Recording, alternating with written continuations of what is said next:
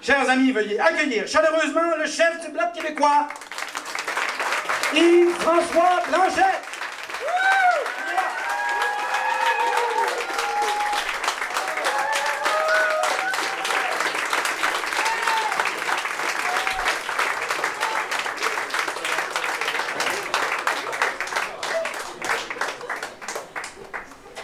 La barre est haute. Elle est haute pour plusieurs raisons. La première, je ne sais pas ce qui va arriver le 21 octobre. Ni dans l'ensemble du Québec, ni ici. Je sais que tout se peut. Et quoi qu'il advienne le 21 octobre, j'aurai une pensée pour cette soirée-ci. Parce que Claude André aura été le premier à me replonger dans l'univers des artistes.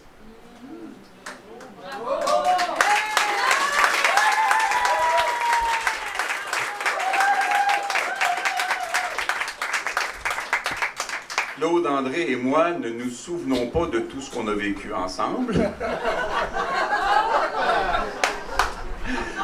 Sans aller jusqu'à utiliser le mot débauché qu'utilisait Michel un peu plus tôt.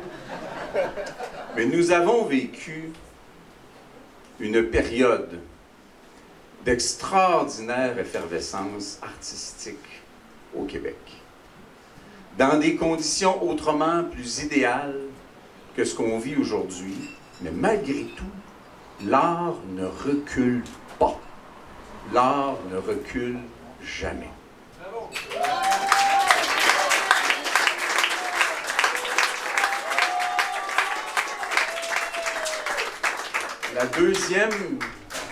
La deuxième raison est une impossibilité que je vais partager avec ceux parmi vous qui êtes des candidats. On ne peut pas prendre la parole après des imitations de René Lévesque, de Bernard Landry, de Jacques Parizeau, de Pierre Bourgault. On ne peut pas prendre la parole et se faire même un tout petit peu l'illusion d'être à la hauteur. C'est impossible. Il faut se faire la certitude qu'on va tout donner, qu'on va tout faire, qu'on va y mettre notre cœur, notre âme, notre tête. Et je ne parle pas que de ma fonction, mais bien de celle de chacun des candidats et des candidates qui est ici ce soir. Le rôle que vous assumez, que vous avez choisi d'assumer dans des conditions qui paraissaient presque désespérées il n'y a pas si longtemps et qui soudainement se montrent de plus en plus souriantes. Alors que nous progressons et que nous sommes tout près du point, on a peut-être franchi le point, on ne le sait pas, il n'y a personne qui a la science pour nous le dire, le point où on va ramener Rosemont, la petite patrie, parmi les indépendantistes. Yes.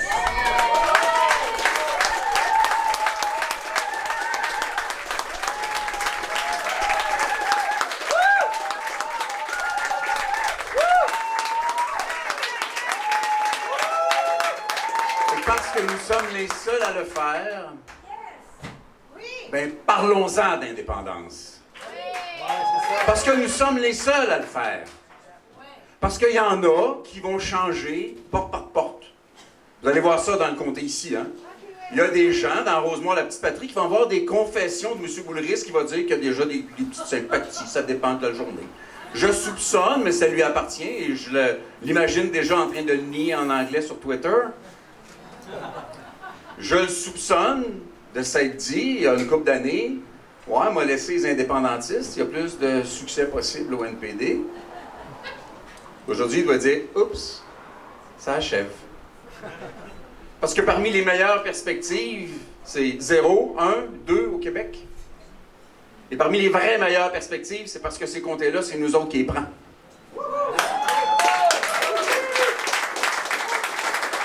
Parlons-en d'indépendance parce qu'on est les seuls à le faire et que d'autres l'ont fait Moi, j'ai eu la chance de travailler pour M. Parizeau. J'ai eu la chance d'organiser des discours pour Pierre Bourgault. Et ce sont des souvenirs impérissables et des inspirations impérissables. Alors, parlons toujours et partout d'indépendance. Parlons d'écologie parce que nous sommes aussi les seuls à parler d'environnement. Nous sommes le seul parti qui dit non au pétrole des sables bitumineux. Les Verts ne disent pas non au pétrole des sables bitumineux. Et parce que c'est pas gentil de dire quelque chose contre les Verts, ben posez-leur la question, ils vous le diront eux-mêmes. Il y a une condition, c'est qu'ils s'entendent entre eux autres. Au Bloc québécois, nous sommes contre.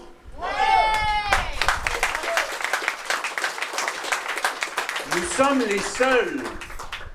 sommes les seuls à parler de laïcité de l'État québécois.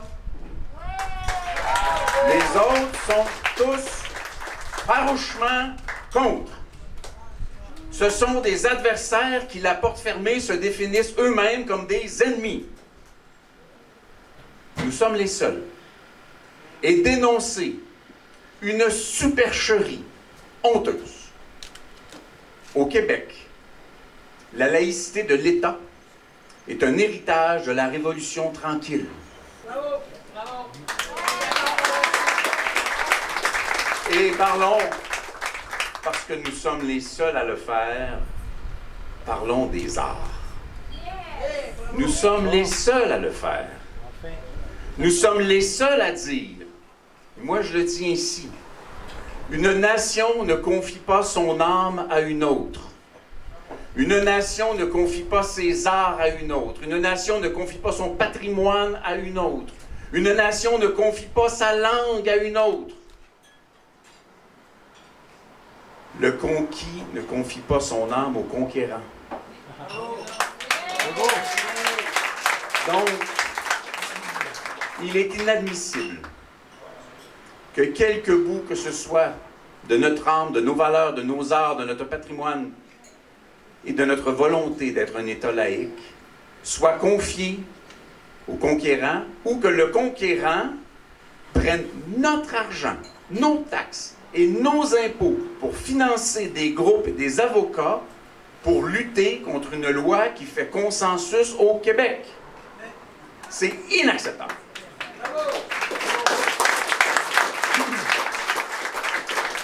Parlons des arts parce que nous sommes les seuls à dire la même chose dans toutes les langues, avec le principal avantage qu'on le dit dans une seule. J'ai pas trop peur du débat en anglais. Je dirais même que j'ai hâte. Parce que nous avons la chance de représenter une nation cohérente, une nation consensuelle, qui n'a pas à essayer de concilier les intérêts irréconciliables du pétrole de l'Ouest et de l'hydroélectricité québécoise. À cet égard-là, prenons un petit moment pour dénoncer une autre supercherie. Le fameux corridor de Stephen Harper, quoique la confusion est possible. On pourrait même dire Andrew Scheer, mais c'est pas le vrai chef des conservateurs, c'est Jason Kenney, le vrai chef des conservateurs, c'est bien connu. Ouais. Le fameux corridor. Dieu du ciel. Le corridor a pour seul objet de faire transiter du pétrole de l'Ouest canadien vers la côte atlantique pour l'exportation, parce que le Québec, non seulement est pleinement approvisionné en pétrole léger de l'Ouest canadien et américain, mais le Québec est même, il faut que ça achève ça aussi, un exportateur net de pétrole raffiné. Le seul but de ça, c'est d'exporter du pétrole de l'Ouest. Et là, on dit, oui, mais l'électricité.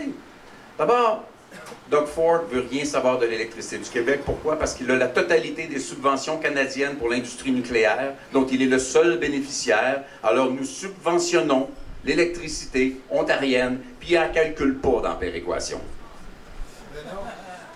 Le but est de désenclaver Muskrat Falls, un énorme barrage hydroélectrique appartenant à une société que Terre-Neuve a créée pour concurrencer Hydro-Québec, avec des garanties financières du gouvernement canadien, qui se trouve bien pogné à coups de milliards de dollars avec cet éléphant blanc.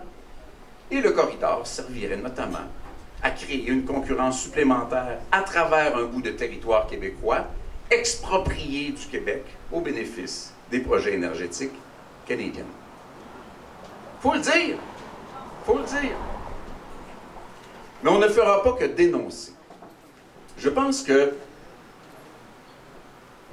le mouvement souverainiste des dernières années, peut-être des dernières décennies, s'est trop défini par la seule dénonciation. La colère, la vindicte et les incantations. Jacques Parizeau proposait un projet. René Lévesque proposait un projet. Pierre Bourgault décrivait un projet. Pierre Falardeau aussi. Nous devons proposer, nous devons sourire, nous devons chanter ce projet de pays-là. Nous devons avoir l'air heureux par anticipation de vivre dans ce pays-là. C'est ça notre job. Ce pays-là, il profite d'un certain nombre de choses. D'un réseau d'une 50aine de centres de recherche dans nos cégeps, connectés directement sur une structure de PME, l'un et l'autre faisant l'envie de leurs équivalents canadiens tant c'est bien développé au Québec. Le Québec profite d'expertise extraordinaire en ingénierie. Le Québec profite d'une source d'énergie propre. Le Québec profite d'une diversité de ressources naturelles à faire pâlir l'Ouest canadien. Le Québec est capable de développer un modèle de création de richesse compatible avec les enjeux environnementaux de la planète. Le Québec est capable d'exporter pour davantage de technologies propres dont toute la planète a besoin que le Canada n'est capable d'exporter de pétrole. Mais le Québec ne le fait pas parce que l'argent du Québec sert à acheter des oléoducs dans l'Ouest canadien. À un moment donné, il faudra en avoir oral-pompon et le dire. Le dire à vos voisins. Vous êtes convaincus, vous autres ici, mais vous n'êtes pas assez nombreux. Il faut le dire à d'autres. Et il ne faut pas que se fier sur les médias. Il faut le dire à d'autres. Il faut aussi dire que notre révolution, elle est toujours aussi paisible. C'est de dire à l'autre, assis-toi de l'autre côté de la table, je vais m'asseoir de ce côté ici. S'il y a des affaires qu'on peut faire ensemble, on va en décider librement, toi et moi. S'il y a des affaires qu'on ne veut pas faire ensemble, on va les faire distinctement. Nous allons nous parler comme deux peuples, deux nations, deux États indépendants et souverains, d'égaux, entre égaux et d'égal à égal. Nous allons faire des traités comme les pays font des traités. Et comme le disait M. Bourgault, mais je ne me risquerai pas à l'imitation, il n'y a que des pays qui signent des traités et qui font des relations internationales. Ce privilège n'est pas accordé aux provinces. Et nous sommes une province. Et Raymond Bachand n'était pas un négociateur québécois dans le traité de libre-échange. C'était un lobbyiste du gouvernement du Québec qui espérait rencontrer le négociateur canadien dans le corridor. Il n'a jamais été assis à la table. Il n'a même pas été invité. Les Américains ne savaient pas qui il était. Il faut dire ces choses.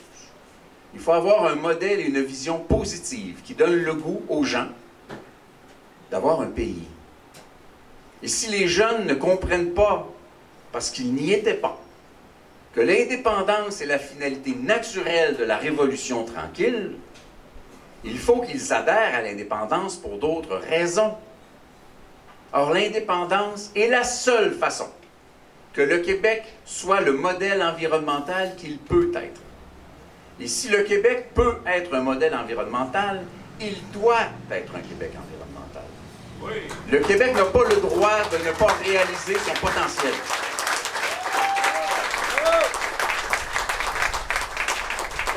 Si les provinces canadiennes acceptent d'être des États vassalisés par le Canada, le Québec doit le refuser.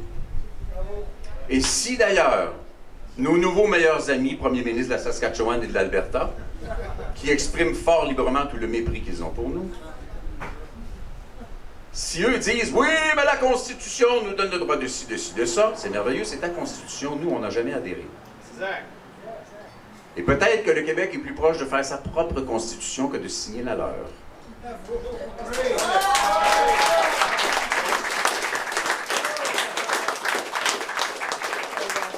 Toutes ces choses sont des choses que Claude André peut dire. Et toutes ces choses sont des choses que son adversaire ne peut pas dire.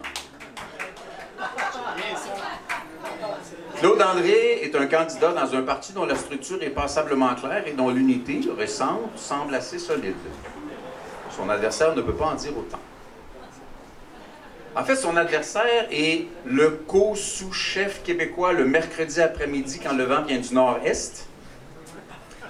Et à Longueuil, chez notre ami Denis, il y a l'autre sous-co-chef le jeudi soir, je pense, avec une confusion telle que la dernière sortie en culture du NPD, c'est Alexandre Boulris qui l'a fait. Moi, je ne comprenais plus rien. La clarté. Nous, on peut dire avec beaucoup plus de clarté qu'on est indépendantiste qu'Alexandre Boulris ne vous dira qu'il est fédéraliste. On peut vous dire avec beaucoup plus de clarté que nous sommes écologistes qu'Alexandre Boulris ne pourra vous dire qu'il est contre le pétrole. On pourra vous dire avec beaucoup plus de clarté que les taxes doivent s'appliquer aux plus puissantes multinationales du monde en français, on peut vous le dire, alors il y en a d'autres qui vont moins le dire en anglais. On peut tout dire ça. On a la vertu et l'avantage d'être clair. Il faut le rester. Et revenons un dernier moment aux arts. Pas pour vous raconter ce que je ne raconterai pas, à condition que tu ne dises rien toi non plus. C'est l'âme d'une nation. On confond souvent art et culture. Moi, comme anthropologue, je suis un peu tannant avec ça. Les arts sont, sur une perspective un peu plus scientifique, sont l'expression symbolique d'une culture. C'est l'âme d'un peuple. J'ai dans ce monde-là des souvenirs impérissables. Des moments d'une intensité incroyable. La découverte d'un nouvel artiste. Entendre des années plus tard des chansons qui nous ont bercés quand on était plus jeunes ou sur lesquelles on a pris la première ou la 8e bière. Rêver comme ça nous a appris à rêver. C'est fondamental. Et je pense que tous les problèmes de l'industrie culturelle ne sont pas tant que ça un problème pour les arts, parce que quand les gens m'approchaient encore, ils le font encore, j'aimerais ça chanter, peux-tu m'aider, peux-tu me donner des conseils? Ma première question, c'est, as-tu besoin de chanter? Parce que l'artiste n'est pas celui qui dit, je veux en vivre, il est celui qui dit, j'ai absolument besoin que ça sorte. Et ce sont les plus beaux artistes. Et j'en ai vu ici ce soir. Et j'ai la chance. J'ai la chance avec un Michel Duchesne qui est aussi talentueux qu'attachant. Avec un Denis Trudel qui est spectaculaire dans ses moindres mots. Et avec un Claude André qui a toujours voulu l'affirmer, puis qui a toujours un petit peu hésité. Mais c'est un artiste. Et c'est un bel artiste. C'est un artiste qui a été regardé un peu bizarre par d'autres artistes parce que quand on regardait le journal, on se disait « le tabarnak ». Mais ça ne lui enlevait pas son talent. Et il l'exprime de bien des façons et vous allez en bénéficier ici dans Rosemont. Parce que vous allez, je crois, j'espère, avoir le bon jugement de le choisir. Je vous invite à le faire pour des raisons de cœur. Et moi, je m'invite à le faire pour des raisons d'amitié. De ces vieux souvenirs, de ces moments parfois plus durs, de ces moments parfois trop affectueux qui ont marqué nos années 90, et ceux encore plus intenses et plus affectueux qui marqueront nos 4 prochaines années ensemble à la Chambre des communes, dont nous occupons le Parlement parce qu'ils occupent nos juridictions.